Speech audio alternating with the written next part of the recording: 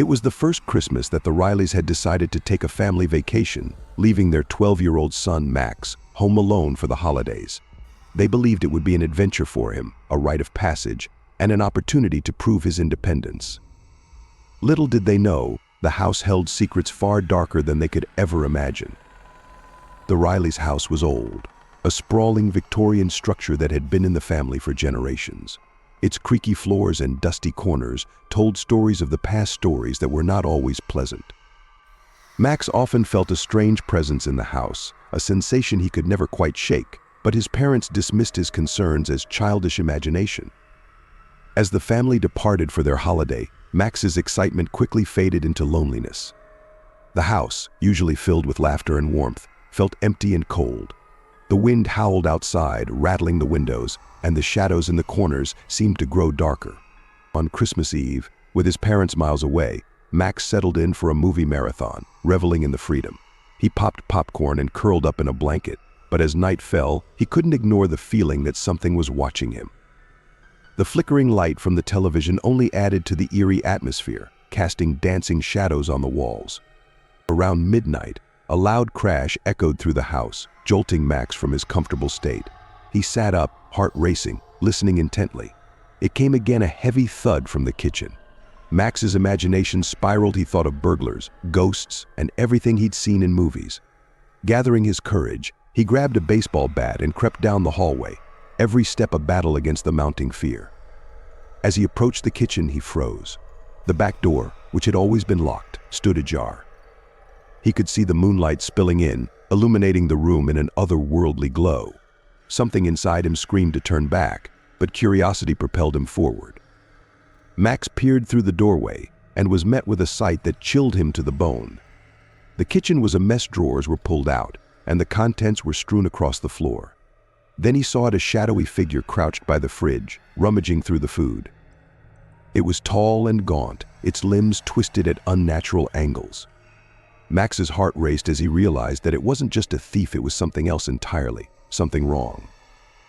As he backed away slowly, the creature turned its head, its eyes gleaming in the dark like polished stones. Panic surged through him. He sprinted back to his room, slamming the door shut and locking it. Breathing heavily, he pressed his back against the door, willing his racing heart to slow down. He fumbled for his phone, but it lay on the dresser across the room. The thought of leaving his safe spot was terrifying, yet he had to reach it. Gathering every ounce of bravery, he dashed across the room, grabbing the phone and dialing 911. But as he did, a soft, mocking laughter echoed from the hallway. "Max. Oh, Max. Don't you want to play?" It was a voice that sent chills down his spine, a grotesque mimicry of his own. He dropped the phone, the call ending in a soft click. With no options left, he crawled under his bed, clutching the bat tightly. The laughter grew louder, filling the house, warping into shrill screams that made his skin crawl. The creature began to move through the house, the sound of its elongated limbs scraping against the floorboards. Max's mind raced with thoughts of escape. He remembered the small attic window. If he could just reach it, he might be able to get outside and call for help. But the creature was now close, its heavy breathing echoing in the silence. Summoning every ounce of courage, he crawled from his hiding spot and sprinted toward the attic door. He could hear the creature behind him, its footsteps slow and deliberate, taunting him with every moment. The attic door creaked open, and Max darted inside, shutting the door behind him. He climbed up into the cramped space, heart pounding in his ears. He could hear the creature's claws scraping against the door, trying to pry it open. Max crawled to the small window, pushing it open with trembling hands. The cold night air rushed in, but the fear kept him warm. He glanced back just in time to see the door burst open, the creature silhouetted against the dim light. "Max. Don't you want to play?" It hissed, inching closer. With a final burst of adrenaline, Max squeezed through the window and dropped onto the snow-covered ground below. The cold bit at his skin, but he couldn't stop. He ran towards the street, hoping to find help. As he sprinted away from the house, he dared a glance back. The figure stood in the window, watching him with hollow eyes, a twisted smile on its face. Days later, when the Rileys returned home, they found their son shaken but safe. Max shared his terrifying experience, but they dismissed it as a nightmare fueled by loneliness. They didn't believe him. Yet, as they settled back into their normal routine, the house felt different. The shadows seemed deeper, and whispers echoed through the halls at night. Max could sense the creature was still there, lurking just out of sight, waiting for another chance to play. The following weeks passed slowly, each day stretching out like a long, dark tunnel. Max tried to forget the incident, but the fear clung to him like a shadow. The laughter echoed in his mind, and the image of the creature's gaunt face haunted his dreams. He no longer felt safe in his own home. One night, as he lay in bed, the shadows seemed to shift and sway. Max squeezed his eyes shut, willing the fear to dissipate, but it only grew stronger. The whispers came again, soft and sinister, creeping into his ears. "Max, play with me." He bolted upright, heart racing, and reached for the baseball bat, which he kept by his side now. He listened, holding his breath. The house was silent, but that didn't ease his anxiety. Just as he thought he might be able to calm down, a loud bang echoed from the attic, reverberating through the walls. It sounded like something heavy had fallen. He jumped out of bed and crept toward the attic door, the bat clutched tightly in his hand. As he opened the door, he felt a rush of cold air wash over him, chilling him to the bone. The attic was dark, and the only light came from the small window, casting eerie shadows. "Max, are you up here?" the voice called again, slithering through the air like a serpent. Max's instincts screamed at him to turn back, but he couldn't ignore the pull of the voice. It sounded so familiar, like a twisted version of his own, beckoning him closer. As he stepped into the attic, the door creaked ominously behind him, swinging shut with a soft thud. He was engulfed in darkness, the air thick and suffocating. Panic rose in his chest as he realized he had no way to escape.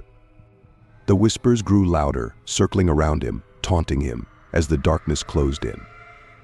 "Don't you want to play, Max? We can have so much fun." Then he saw the creature, lurking in the shadows, its eyes glowing like embers. It moved closer, and Max stumbled back, trying to escape, but there was nowhere to go. "Let's play a game," it hissed, its voice a distorted echo of his own. "It's your turn to be the monster." Max felt his heart race as he turned to run, but the creature was faster, lunging forward and grabbing his arm. Its grip was cold and unyielding, sending shock waves of terror through him.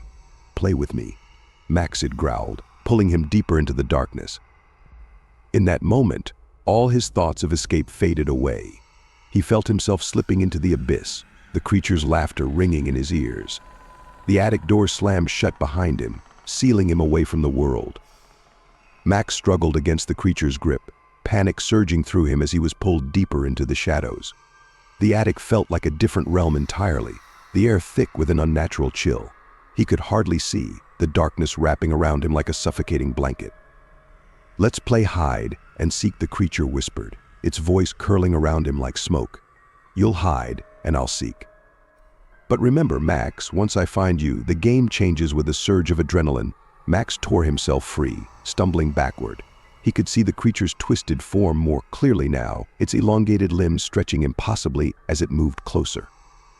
Grinning with jagged teeth that glistened in the dim light. "Count to 100, it rasped, "and I'll find you." Max didn't need to be told twice. He sprinted toward the attic window, fear propelling him forward. He was small enough to fit through it again, but the creature was closing in. 50. 60. It called mockingly, its voice echoing around him, mingling with the rustle of the old boxes stacked haphazardly around the attic. Max had no time to think.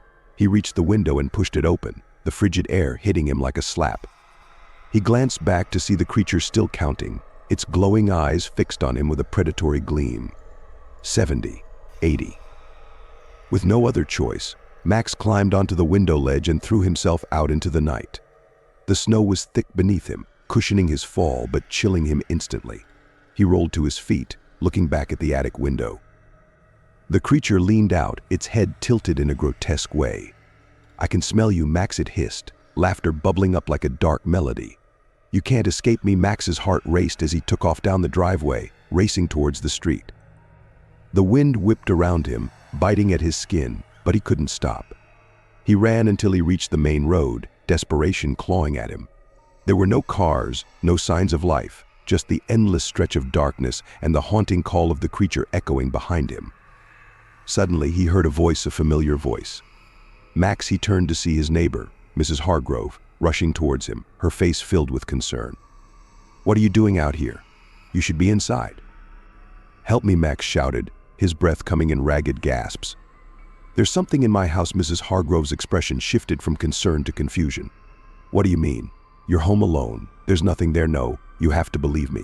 It's not safe," he pleaded, glancing back down the street, half expecting to see the creature slinking out of the shadows. "Come with me," she said, taking his arm and pulling him toward her house.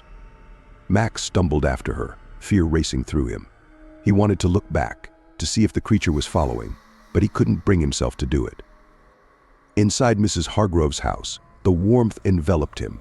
She ushered him to the living room, where a fire crackled cheerily in the hearth. "Sit down, dear. I'll get you something warm to drink." Max sank into the plush couch, trying to calm his racing heart. The comfort of the room felt surreal after the terror he had just experienced. Mrs. Hargrove returned with a steaming mug of cocoa, her brow furrowed with worry. "Now tell me what's going on," she said, settling into a chair opposite him. "I was home alone, and I heard noises. Something in the kitchen. I saw it, Mrs. Hargrove. It's not human. It's been playing games with me. It wanted to catch me." She studied him carefully, her expression shifting to one of concern mixed with skepticism. "Max, dear, you've been through a lot. Being alone can play tricks on your mind." "No," he insisted, feeling the panic rise again. "You don't understand. It's real. It looked like a monster, and it wanted to play a game. You have to help me." Before she could respond, a loud crash reverberated through the house, shaking the walls. Max's heart plummeted as he recognized that sound. It was the unmistakable sound of something heavy breaking in the hallway. "Stay here, Mrs. Hargrove commanded, rising from her chair. "No, don't go," Max shouted, but she was already moving toward the sound, her face set in determination. He followed her, heart pounding in his chest. As they reached the hallway, they saw the front door swung wide open, the wind howling through the entryway. The sound of scratching filled the air, accompanied by that same dreadful laughter. "Max." The voice called from the shadows, chilling him to his core. Mrs. Hargrove turned pale, her eyes wide with fear. "What is that?" "It's coming for us," Max cried, backing away. "We need to get out of here." Suddenly, the creature appeared at the edge of the darkness, its body twisted and elongated, eyes gleaming with malice. "You shouldn't have left, Max. Now we can all play together." Mrs. Hargrove gasped, stumbling backward, but Max couldn't afford to be paralyzed by fear. He grabbed her hand, pulling her back toward the kitchen. "We have to get to the car," he shouted. "We can drive away." As they bolted through the house, the creature's laughter echoed behind them, growing louder, more sinister. It was toying with them, enjoying their fear. They reached the kitchen and fumbled with the door, rushing outside into the cold. Max jumped into the passenger seat while Mrs. Hargrove hurried to the driver's side, fumbling with her keys. Come on," Max urged, looking back at the house. The creature stood in the doorway, watching them, its smile stretching impossibly wide.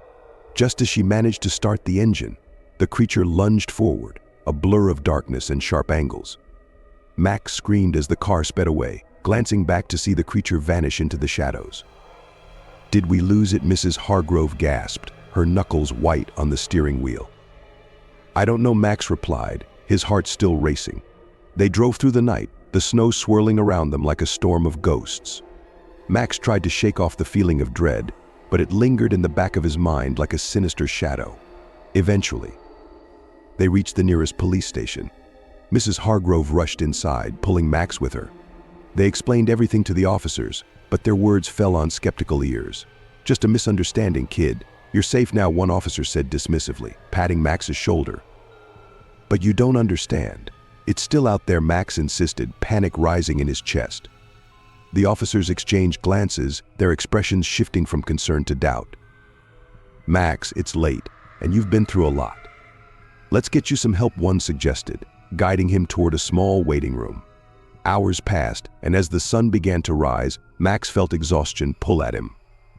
He dozed off, only to be jolted awake by a sharp sound like scratching on glass.